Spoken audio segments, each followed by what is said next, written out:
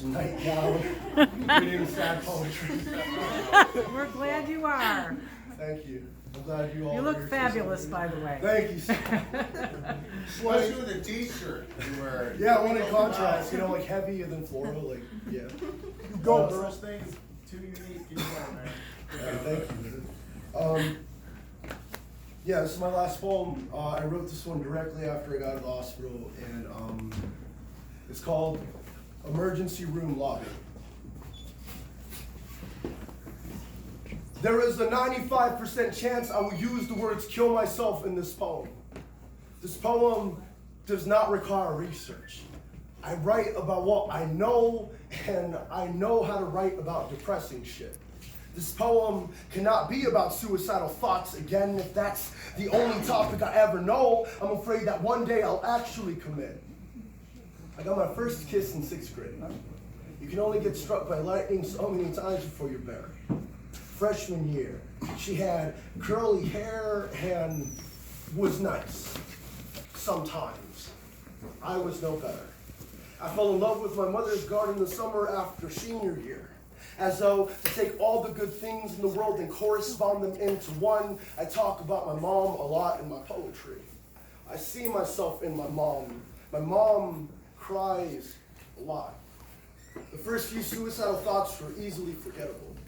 The first attempt could not stomach me. Pills are far too weak to keep this body down. My body, miraculous. Coffee and the sugar. I can be sweet if you're pretty, even more sweet if you're beautiful. Y'all, I find everyone beautiful. My body beat against my father's home like a drum.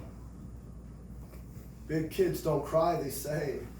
No one taught us how to deal with this kind of shit in school, so it must not be valuable information the way my body ended up in the emergency room. Not valuable information, my valuables in a vault. My body was not prepared for this.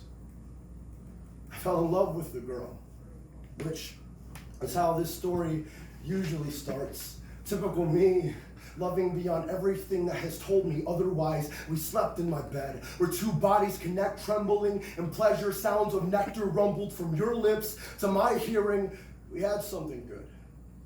Not too long after, my body was no longer what yours was looking for. I said, I love you, over and over again, and you felt nothing.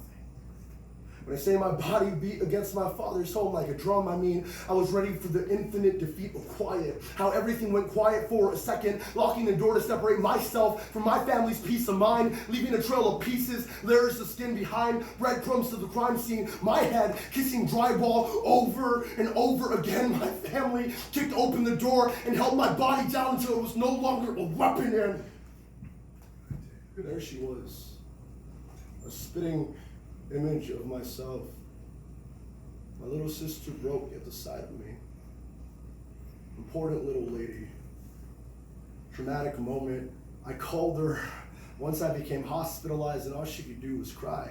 I think it all works in a cycle, you know?